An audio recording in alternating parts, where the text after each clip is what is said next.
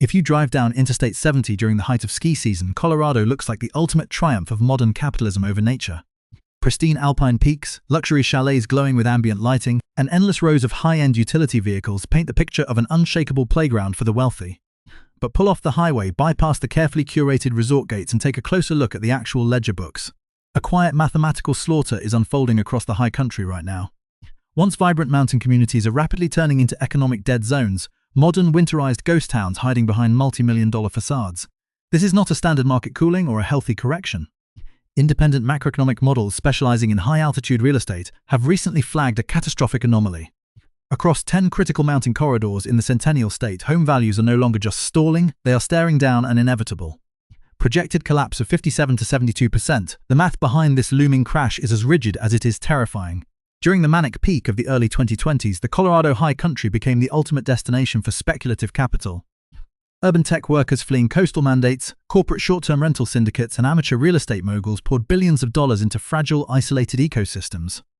They bought modest ranch homes at luxury mansion prices and snapped up historic mining-era properties based entirely on the delusional assumption that short-term rental revenue would permanently subsidize their massive, adjustable-rate mortgages. It was a flawless plan on paper. But paper does not have to survive a brutal Rocky Mountain winter, and it certainly does not account for the shifting tides of local governance or the cold reality of a collapsing structural base. The rules of the game changed almost overnight. The very towns that welcomed the initial influx of cash realized too late that speculative capital is a parasite that eats its host. When school teachers, snowplow drivers, nurses, and municipal water workers can no longer afford to live within a 2-hour radius of their jobs, the infrastructure of a community simply disintegrates. You cannot run a world-class resort town if there is no one left to pour the coffee, plow the roads, or fix the burst water mains. In a desperate bid for survival, a wave of aggressive local regulations, strict short-term rental caps, and punitive vacancy taxes hit the market like a sledgehammer. The cash flow calculations that justified million-dollar valuations evaporated in a matter of months, exposing an entire class of over-leveraged investors to a brutal reality. Look at the listing data right now and you can see the desperation bleeding through the spreadsheets. Active residential listings are bloating by triple digits in areas where inventory used to be swallowed within hours. Price reductions are no longer minor negotiations. They are massive, panicked hacks desperate to trigger a single showing before the next property tax assessment arrives. Because that is the hidden trap no one tells you about when you buy into a remote mountain zip code. The holding costs alone are financially ruinous. When an empty property requires thousands of dollars a month just to keep the foundation from cracking and the plumbing from exploding in January, it ceases to be an investment. It transforms into a ravenous liability that devours liquid capital every single day the door remains locked. We are watching the structural unraveling of an entire region. The illusion of the rugged, prosperous mountain lifestyle is colliding violently with the reality of dying local industries, corporate agricultural consolidation, and the permanent bust cycle of volatile energy sectors.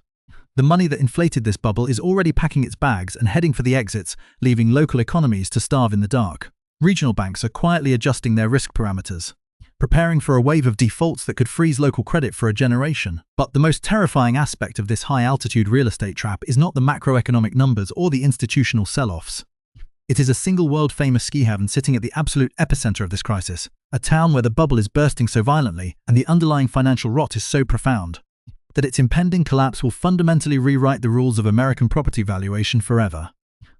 Speculators who thought they bought a slice of permanent paradise are about to find out exactly what happens when gravity catches up to a market built entirely on hot air and leverage. To understand how paradise became a financial execution chamber, we have to follow the trail of bad decisions, geographic traps, and broken promises back to where the rot first took hold. The structural crisis crippling the Colorado High Country is not a sudden accident of the post-pandemic era. It is the logical consequence of a century-old geographic and economic trap.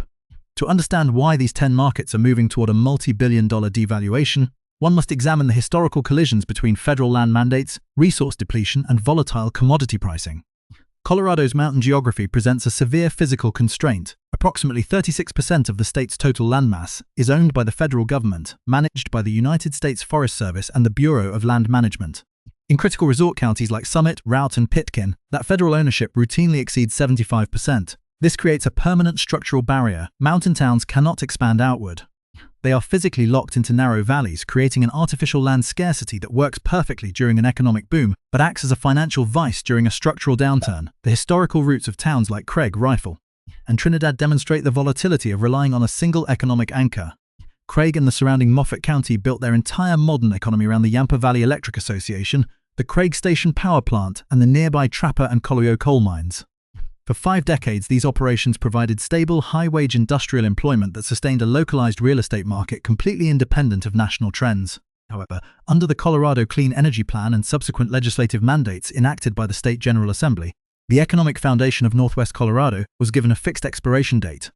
Tri-State Generation and Transmission Association confirmed the scheduled closure of all 3 units at the Craig Station power plant by the year 2028. This single regulatory decision guarantees the elimination of over 600 direct, high-paying utility and mining jobs in a municipality with a total population of less than 10,000 residents. A similar commodity-driven trap caught the city of Rifle, located along the Interstate 70 corridor in Garfield County. Rifle sits directly on top of the Piscience Basin, one of the densest natural gas reserves in North America. During the hydraulic fracturing boom of the early 2000s and the subsequent resurgence in the mid-2010s, energy corporations flooded the region with capital. Speculative home builders rushed to construct mid-tier subdivisions, anticipating decades of sustained demand from high-earning petroleum engineers and drilling crews. The local real estate market responded with hyperinflation. Modest single-family homes that traded for $150,000 in the late 1990s were suddenly selling for over $500,000. But energy markets are inherently cyclical.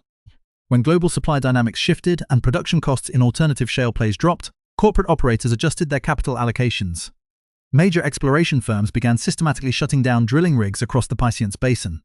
The high-wage workforce packed up their equipment and relocated to Texas and North Dakota, leaving behind a massive inventory of overvalued housing stock backed by mortgages that the remaining service-class population could not logically support further south. The city of Trinidad in Las Animas County fell victim to a different type of regulatory whiplash. Historically a coal mining hub, Trinidad underwent a massive economic mutation in 2014 when Colorado became one of the first states to legalize recreational cannabis. Positioned directly on the New Mexico border along the heavily trafficked Interstate 25 corridor, Trinidad became a strategic geographic bottleneck. Out-of-state consumers and speculative investors flooded the municipality. Commercial property values downtown spiked by 300% in less than 24 months as dispensaries competed fiercely for limited real estate footprints. Residential property followed the exact same trajectory, driven by individuals seeking to cash in on the agricultural and retail boom. For 5 years, cannabis tax revenues funded municipal infrastructure and masked the underlying structural decline of the region's traditional industries. The illusion dissolved when New Mexico officially legalized recreational cannabis sales in April of 2022. Overnight, Trinidad's primary geographic advantage was completely neutralized. Retail traffic dropped precipitously, and local cannabis sales tax revenues fell by more than 45%.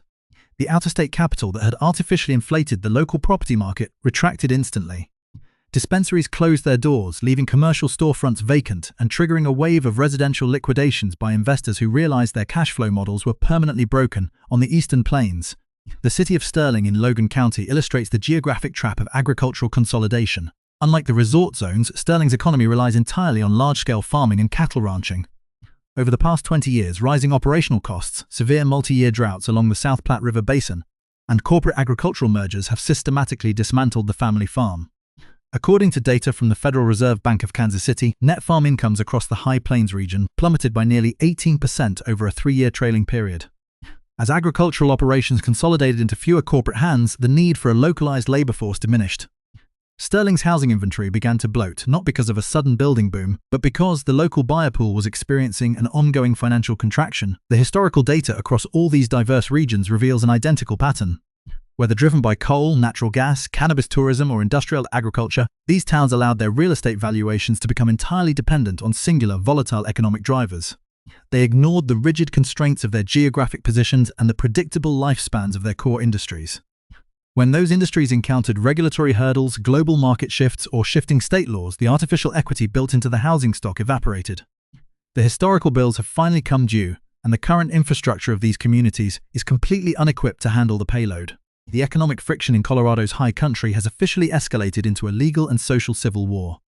The current crisis is defined by a fierce, systemic clash between municipal authorities trying to preserve their dying infrastructure and out-of-state real estate speculators trying to protect their leveraged assets. At the center of this battle is the total collapse of the local workforce housing supply. In towns like Leadville, situated at an altitude of over 10,000 feet, the municipal economy has reached a complete standstill.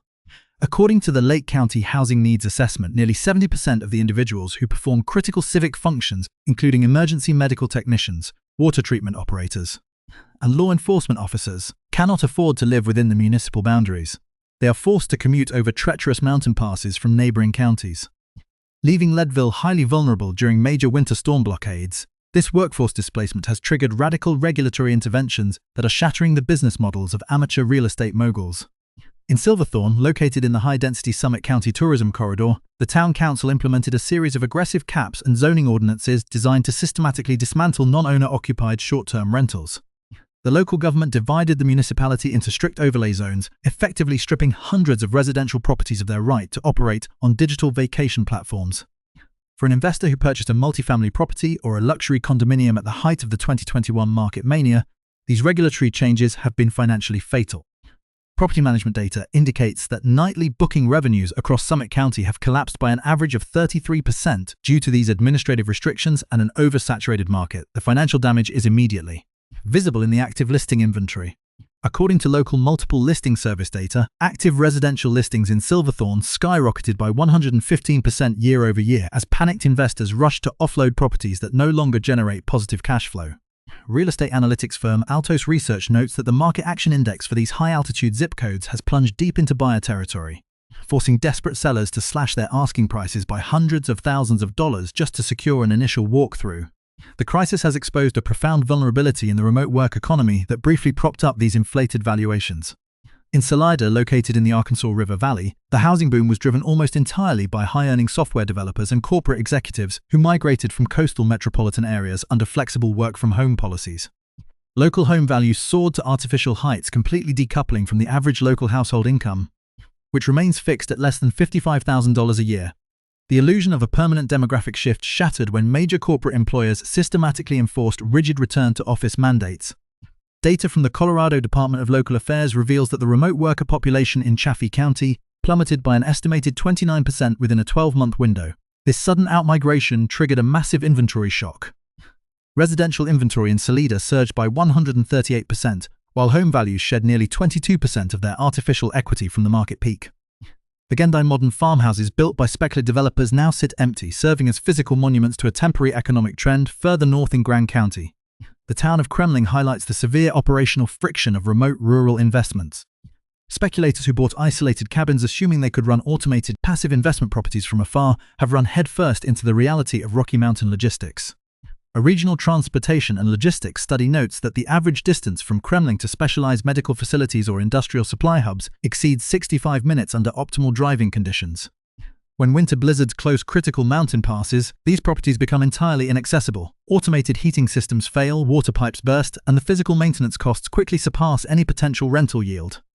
Local real estate records show that the number of withdrawn listings, properties pulled off the market because they failed to attract a single viable offer, spiked by 47%. The regulatory backlash has reached its peak in world-renowned resort destinations like Steamboat Springs. In a historic municipal vote, the city enacted a punitive 9% tax on short-term rental accommodations, layering it directly on top of existing sales and lodging assessments. The city council divided every parcel of land into a tiered overlay framework. Zone A allows unlimited rentals, Zone B enforces strict subzone caps, and Zone C completely prohibits new whole home short-term rental licenses. This means two identical properties on the exact same street can possess radically different legal structures and financial valuations. Local reporting from the Steamboat Pilot and Today confirmed that municipal enforcement has shifted from gentle warnings to direct criminal citations in municipal court, with cumulative fines against non-compliant property owners reaching into the tens of thousands of dollars under a daily per-violation structure. RealEstateInSteamboat.com, the analytical tension across these regions has reached a breaking point. The local service class is gone, the municipal infrastructure is fracturing, and the speculative capital that caused the hyperinflation is completely trapped in a downward liquidity spiral. Mortgage brokers across the high country report a 41% drop in conventional loan applications, proving that secondary market demand has completely evaporated. The situation has entered a structural dead end where sellers cannot afford to lower their prices without triggering a banking default, and buyers cannot afford